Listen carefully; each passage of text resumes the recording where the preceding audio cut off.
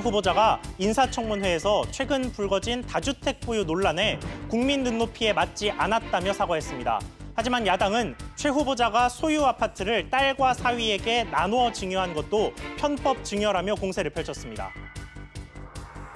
아시아나항공이 회계감사 과정에서 재무제표에 부채를 너무 적게 계산했다는 지적을 받으면서 주채권은행인 산업은행도 긴급회의를 열었습니다.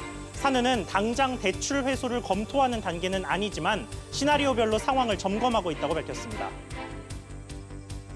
친환경 차량인 전기차를 구입하면 정부로부터 보조금을 받을 수 있는데 이 보조금의 산정 방식이 잘못됐다는 지적이 나왔습니다. 다른 기준보다 배터리 용량에 지나친 비중을 두고 보조금을 계산한다는 게 이유였습니다.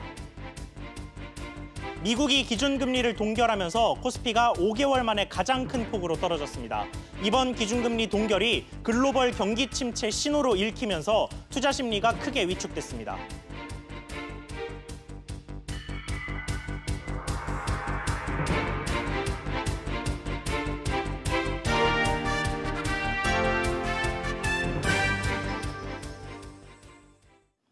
시청자 여러분 안녕하십니까? 뉴스 프리즘 시작합니다. 다주택 보유와 편법 증여 등 각종 논란에 휩싸인 최정호 국토교통부 장관 후보자의 인사청문회가 이 시각 국회에서 열리고 있습니다. 취재기자 연결해서 현재 상황 알아보겠습니다. 오수영 기자. 네, 오수영입니다. 네, 먼저 최근 논란에 대해서 최정호 후보자가 어떤 입장을 밝혔는지부터 전해주시죠. 네, 최 후보자는 3주택 보유 논란에 대해 실거주 목적으로 주택을 보유했으나 국민 눈높이에 맞지 않았다면서 송구스럽다고 말했습니다.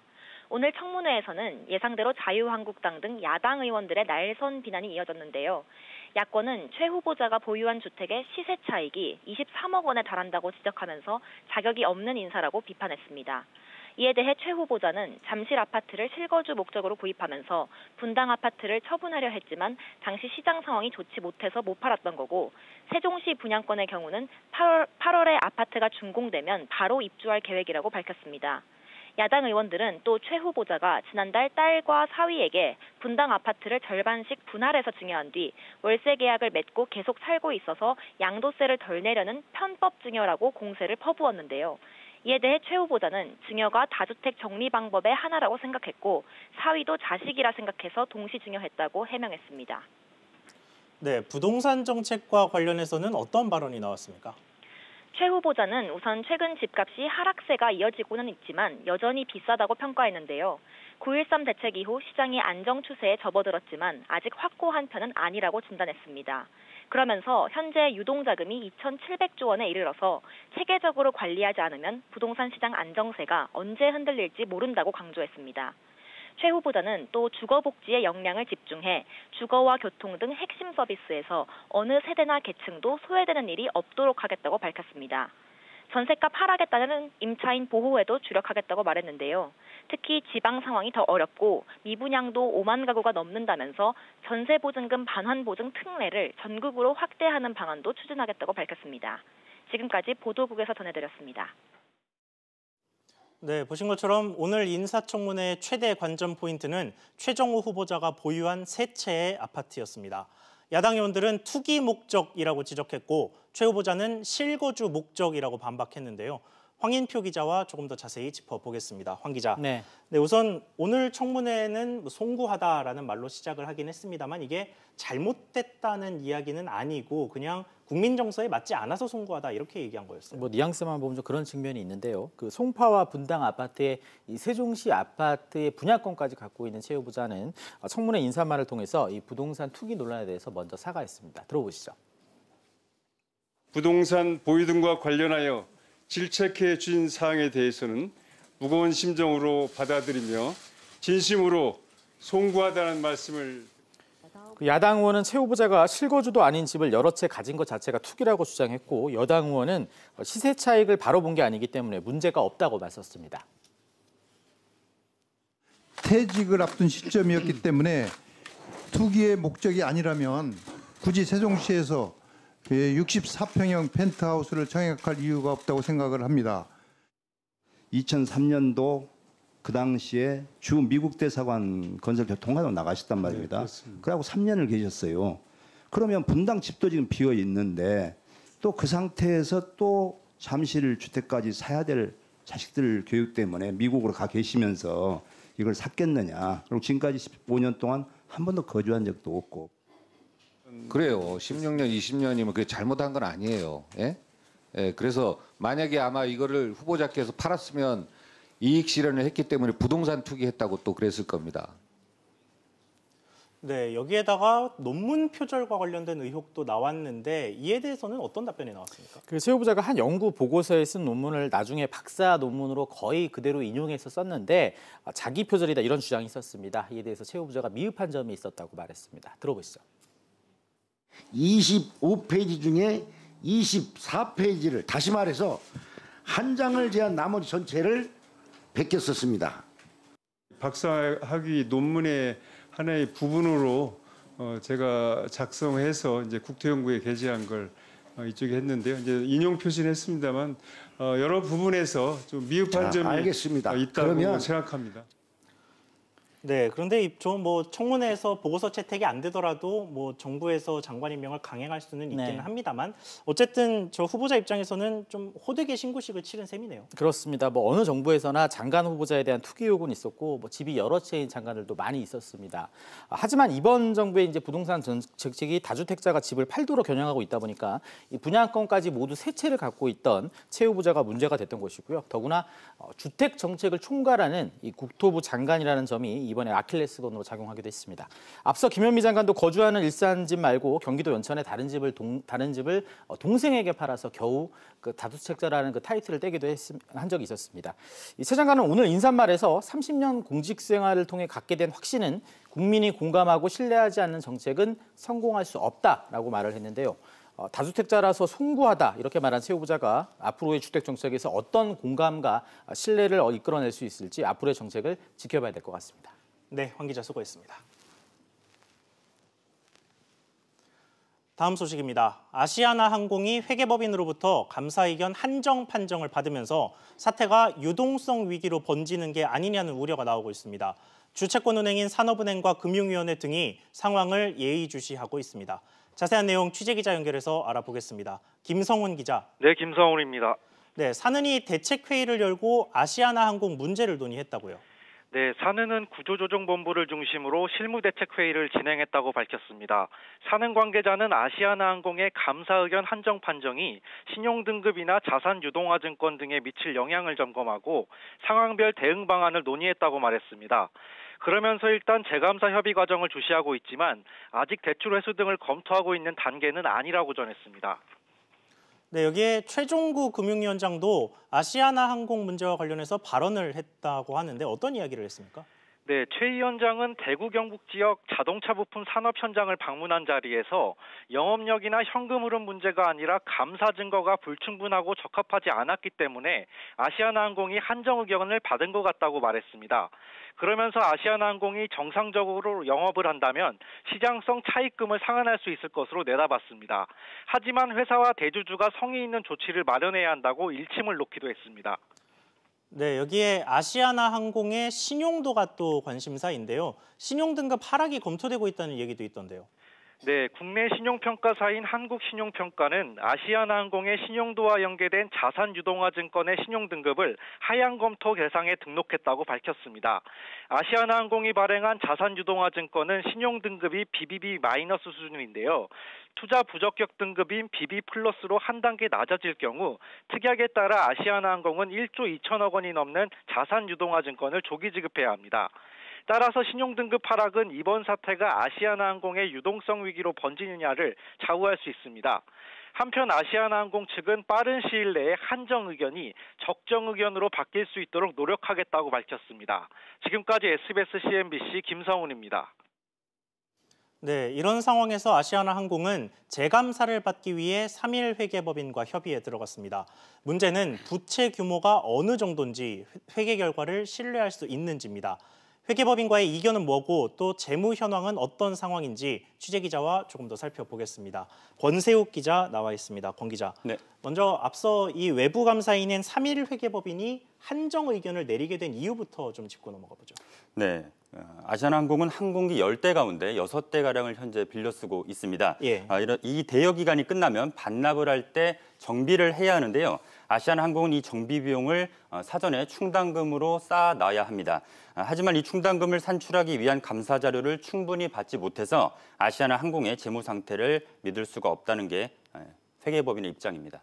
그렇군요. 그런데 고객들한테 부여되는 이 마일리지도 또 문제가 되죠. 네, 그렇습니다. 그 마일리지는 아시는 것처럼 앞에서 말씀드린 충당금과 함께 회계상 부채로 잡히게 됩니다.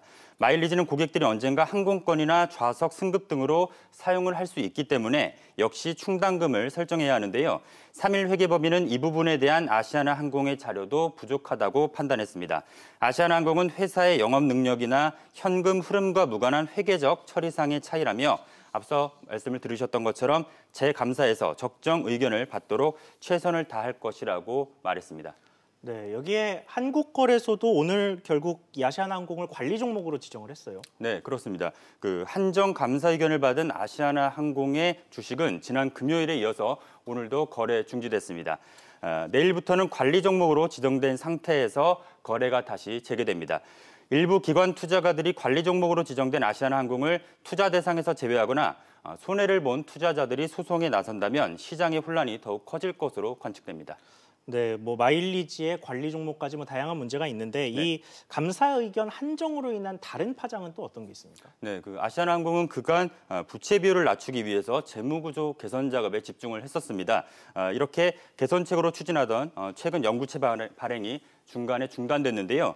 앞서 영부채 850억 원을 발행한 아시아나항공은 이달 말까지 650억 원을 추가로 발행키로 했는데 이번 사태로 보시는 것처럼 작업이 중단됐습니다. 그렇군요. 그러면 이 아시아나항공이 빌린 차입금의 만기가 돌아올 때는 결국 빚을 갚아야 되는 순간이 올 텐데 네. 이게 지금 앞서 이야기하셨던 문제들이 좀 겹치면 결국에는 빚 부담이 늘어나는 걸로 작용하는 게 아닌가요? 네, 맞습니다. 그 회계 재감사와 새로운 리스 회계 기준 도입 때문에 더 빚 부담이 커질 텐데요. 우선 재감사를 통해서 충당금이 추가로 설정이 되면 부채가 더욱 늘어나게 될 것으로 예상됩니다. 또 올해부터 항공기 운용 리스 비용도 부채에 포함되면서 빚 부담은 더욱 커질 것으로 전망됩니다. 만약 이번 사태로 아시아나항공의 신용도가 더 떨어지게 되면 자금 조달이 더 힘들어지는 악순환에 빠질 수도 있습니다. 그렇군요. 네, 공 기자 잘 들었습니다. 친환경차인 전기차를 사면 정부에서 수백만 원의 보조금을 줍니다. 일반 승용차보다 비싼 전기차를 보다 빨리 확산시키기 위한 정책인데요. 그런데 이 보조금 지급 기준이 배터리 용량에만 치중돼 있어서 문제라는 지적이 나오고 있습니다. 김정현 기자가 취재했습니다. 환경부가 만든 올해 전기차 보조금표입니다. 승용차 연비와 같은 개념인 전비가 더 높지만 보조금은 오히려 낮은 차량들이 눈에 띕니다. 1kW 시당 4.5km를 다니는 르노 삼성 SM3의 보조금은 756만 원. 전비가 국내 전기차 중 가장 높은 현대 아이오닉의 보조금도 900만 원이 되지 않습니다. 반면 전비가 절반 수준인 미국 테슬라 S는 보조금 상한 금액인 900만 원을 모두 받습니다. 전기차 보조금은 배터리 용량과 전비를 따져 산정하는데 얼마나 자주 충전하느냐가 큰 변수이기 때문입니다. 발전을 하게 되면 미세먼지나 온실가스하고 연계가 되잖아요, 기본적으로. 여러 번 충전을 하면은 여러 번 충전하는 것만큼의 전기가 들어가야 되니까. 이 때문에 배터리 용량이 크고 가격도 비싼 수입 전기차는 7종 가운데 6종이 상한 금액인 900만 원을 지원받지만 국산 전기차는 8종 중 절반인 4종만 900만 원을 지원받습니다. 배터리 용량이 축치다 보면 이렇게 전비가 좋지 않고 배터리를 대용량으로 키우면서 평소에 무거운 상태로 차량을 운행하게 되는 실생활에 큰 도움이 되지 않는 차량의 출시 쪽으로 치우칠 가능성도 있기 때문에 배터리 즉 연료 탱크만 크면 더 받을 수 있는 보조금 산정 방식을 바꿔야 한다는 지적이 나오고 있습니다. SBS CNBC 김정현입니다. 네, 결국은 전기차의 보조금을 책정하는 방식에 문제가 있다는 건데 이 부분 취재를 한 김정현 기자와 조금 더 자세히 이야기 나눠보겠습니다. 김 기자, 네. 우선 배터리 용량이 크다면 그만큼 이 충전을 자주 할 필요가 없게 된다는 얘기인 건데 뭐 이게 반드시 효율적인 건 아니다라는 건가요? 네, 그렇습니다. 배터리 용량이 클수록 여러 번 충전해야 하는 번거로움이 줄어들기 때문에 소비자들은 배터리 용량이 큰 차를 선호합니다. 하지만 배터리를 많이 싣고 달리다 보니 차가 무거워지고 이 때문에 전기차의 연비인 전비가 떨어지게 되는데요.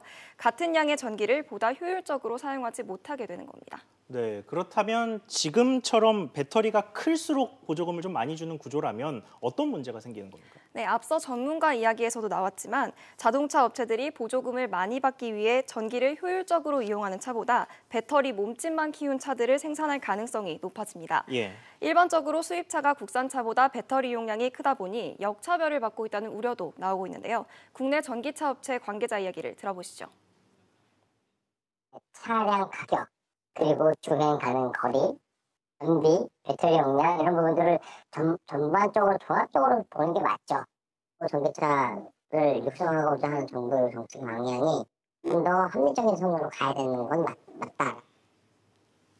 네, 방금 문제 제기된 거에서 이 수입 전기차에 보조금이 몰리고 있다는 게 왜 문제가 되는 건가요? 그리고 해외의 경우는 또 어떻습니까? 네, 지금과 같은 방식이라면 배터리 용량이 크고 가격도 1억 원이 넘는 고가의 수입 전기차 구매자들만 보조금을 받는 등 혜택을 볼 수 있습니다. 예산은 한정되어 있는데 그만큼 국산 전기차들이 외면당하고 전기차의 확산도 제대로 속도를 내지 못하는 상황도 올 수 있다는 얘기입니다. 이 때문에 독일과 노르웨이는 한정된 예산으로 더 많은 전기차를 보급하기 위해 고가의 전기차들은 아예 보조금 지급 대상에서 제외하기도 했는데요. 미국 캘리포니아주의 경우에는 전기차의 빠른 확산을 위해 아예 모든 차량에 동일한 보조금을 주고 있습니다. 그렇군요. 김 기자 잘 들었습니다. LPG 차량을 내일부터 누구나 구매할 수 있습니다. 리터당 연료비가 휘발유 차량의 절반을 조금 넘는 수준이어서 관심이 높은데요.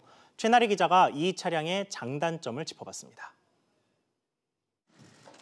택시용 또는 국가유공자나 장애인용 등으로 이용이 제한돼 왔던 LPG 차량을 누구나 자유롭게 구매할 수 있습니다. 기존 차량을 LPG 차량으로 개조하는 것도 가능해집니다. 37년 만에 LPG 차량의 일반 판매가 추진된 것은 다름 아닌 미세먼지 문제 때문입니다.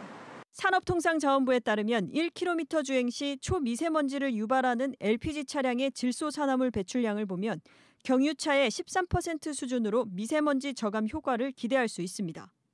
소비자에게 무엇보다 연료비 부담이 적은 점이 장점입니다. LPG 차량 연료 가격은 리터당 796.8원으로 휘발유나 경유 가격의 절반이 조금 넘는 수준에 불과합니다. 하지만 유의할 점도 있습니다. LPG 차량은 상대적으로 연비가 좋지 않고 특히 충전소가 많이 부족합니다. 휘발유 주유소 숫자의 6분의 1 수준입니다. 따라서 운전자는 거주 지역 등 운행 동선을 잘 고려해서 신중한 구매를 해야 합니다. 충전소 부족도 지금 얘기를 하고 있지만은 LPG 차량이 활성화된다면 충전소도 아마 늘어날 것이고 이산화탄소 매출이 디젤보다도 좀 많아요. 전기차, 수소차로 가기 전에 과도기적 모델이다 이렇게 분명히 말씀드릴 수가 있습니다. 또 기존 LPG 차량에 적용됐던 개별 소비세와 교육세 등 면세 혜택은 일반인용 LPG 차량에는 적용되지 않는다는 점도 기억해야 합니다. SBS CNBC 최나리입니다. 그동안 보험사들은 자살 등 고의 사고의 경우 재해보험금 지급을 거부해왔습니다. 이로 인한 갈등도 끊이지 않았는데요. 그런데 보험사가 가입자의 고의 사고를 명백히 입증하지 못하면 보험금을 지급해야 한다는 판단이 나와서 파장이 예상됩니다. 정광윤 기자의 보도입니다. 지난 2015년 박모 씨는 자신의 방에서 일산화탄소 중독으로 의식을 잃은 채 발견됐습니다. 박 씨는 1급 장애 진단을 받고 치료를 받던 도중 사망했고 유족들은 앞서 박 씨가 가입한 재해보험금을 청구했지만 거절당했습니다. 본인이 그런 생각을 하셨다면은 뭐 유서든 뭐든 이런 자료, 증거 자료나 이런 게 있었는데 그런 것도 전혀 없었고요. 그리고 아빠가 쓰러져 계셨던 공간이랑 그 물건들이 있던 공간이랑은 전혀 다른 별개의 공간인데 보험사는 박 씨가 정신과 치료를 받은 이력이 있고 의무기록지에도 자해 자살로 표기돼 있는 등 고의 사고였기 때문에 보험금을 지급하지 않았다고 밝혔습니다. 하지만 소비자분쟁조정위원회의 판단은 달랐습니다. 사고 전날 직장 동료와 평소처럼 문자를 주고받았고 유서도 없었으며 번개탄으로 단정하기 어려운 연소물이 발견된 것도 박 씨의 방이 아니라는 점에 주목했습니다. 위원회는 보험사가 자살을 명백하게 입증하지 못했기 때문에 보험금을 지급해야 한다고 결론 내렸습니다. 원칙이 있음에도 불구하고 구체적인 사안에서 인정되는 게 매우 드물었습니다. 보기가 어려운 그런 사정이 있음에도 불구하고 다 고의로 사망했다 이런 식으로 판결하는 경우가 상대적으로 많아요. 이번 결정과 관련해 해당 보험사는 조정의 결정문이 도착하는 대로 수용 여부를 검토하겠다고 밝혔습니다. SBS CNBC 정광윤입니다. 금융회사가 영업을 올바르게 하는지 또 파산 위험은 없는지 등을 항상 감시하는 금융감독원은 무슨 돈으로 운영될까요? 금감원 예산의 80%가량은 금융사들이 금감원에 나눠내는 감독 분담금이라는 돈으로 채워집니다. 금감원이 왜 금융사의 돈으로 운영되는지를 설명하려면 금감원의 성격을 이야기해야 하는데 금감원은 금융위원회의 설치 등에 관한 법률에 의해서 설립된 특수법인으로 엄밀히 말하면 세금으로 운영되는 공공기관이 아닙니다. 은행들이 내는 분담금은 금감원의 서비스 제공에 대한 대가로 지급이 되고 쓰고 남은 돈은 금융사에 돌려줍니다. 금융감독원의 올해 감독 분담금은 2,772억 원으로 지난해보다 39억 원 정도 줄어들었습니다. 그런데 이 금액이 최근 몇 년간 꽤 빠른 속도로 늘었다는 게 논란거리입니다. 지난 2013년만 해도 1,900억 원의 초반대였던 이 분담금은 지난 2017년에는 2,000억 원을 넘겼고 또 지난 2017년에는 2,500억 원에 달하기도 했습니다. 아직 지난해 자료는 예산만 공개된 상태여서 얼마를 썼고 또 얼마를 돌려줬는지는 알 수 없지만 2년 연속 2,000억 원대 후반의 부담금을 금융사들이 냈습니다. 왜 이렇게 분담금이 늘었는지 1인당 평균 1억 원에 달하는 금감원의 높은 인건비가 예산을 끌어올렸다는 평가가 많은데요. 실제 지난 2013년 기준 1,600억 원대였던 이 인건비는 매년 90억 원가량씩 올라서 지난 2017년에는 2,000억 원을 넘기기도 했습니다. 많게는 매년 100억 원가량을 부담해야 하는 금융사들은 불만일 수밖에 없습니다.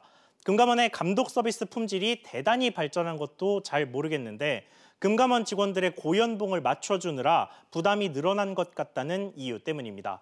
아름아름 불만이 제기되자 지난 1월 금융위원회는 이 분담금의 규모와 배분 그리고 증가 속도가 적절한지 등을 검토해달라며 한국금융학회에 용역을 맡겼습니다.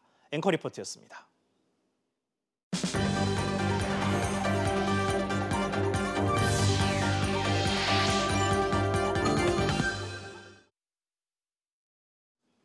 미국 연방준비제도 이사회가 기준금리를 동결했는데 이 결정이 경기 침체 시그널로 해석되면서 전 세계 금융시장이 출렁거리고 있습니다.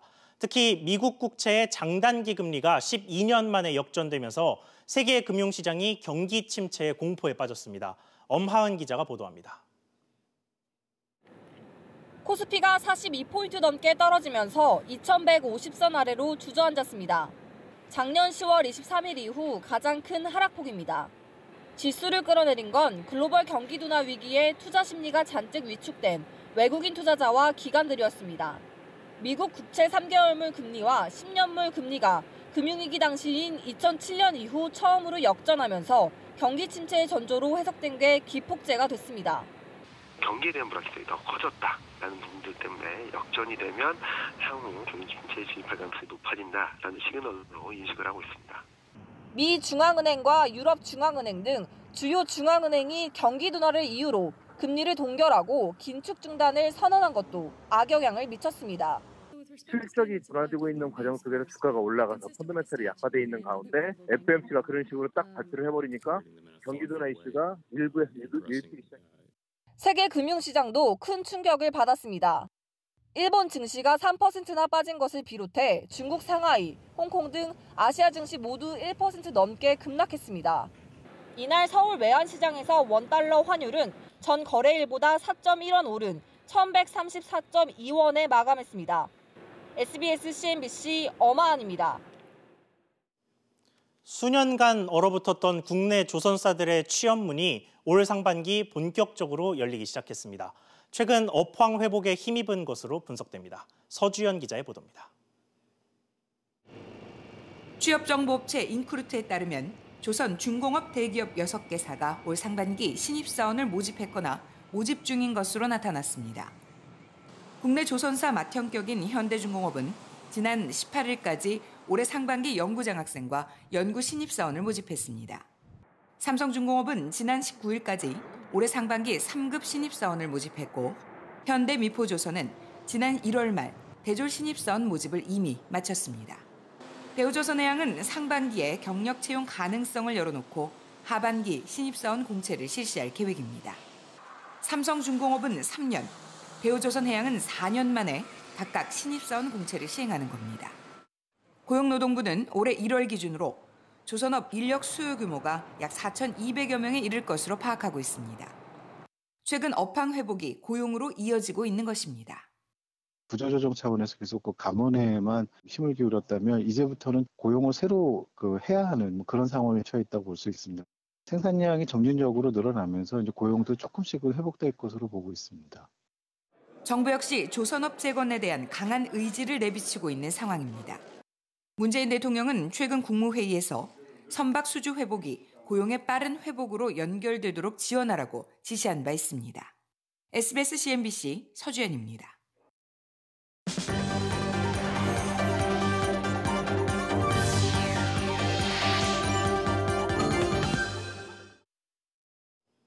할부거래법 개정에 따라 자본금 15억 원을 충족하지 못한 서울 지역 상조업체들의 등록이 말소됐습니다. 해당 업체는 히든코리아와 대영상조, 아너스라이프와 클로버 상조 등 7곳입니다. 이들 업체에 가입한 소비자는 공정위가 마련한 내상조 그대로 서비스를 대신 이용할 수 있습니다. 금융당국이 코스닥 기업의 회계 위반을 판단하는 요건을 구체화함에 따라서 앞으로 회계감리로 거래 정지당할 확률이 낮아질 것으로 보입니다.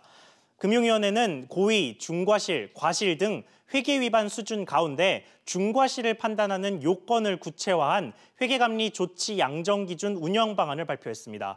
금융위는 이번 기준 변경으로 지난 3년간 중과실 50%였던 증권선물위원회의 조치 비중이 30% 수준으로 내려갈 것으로 전망했습니다.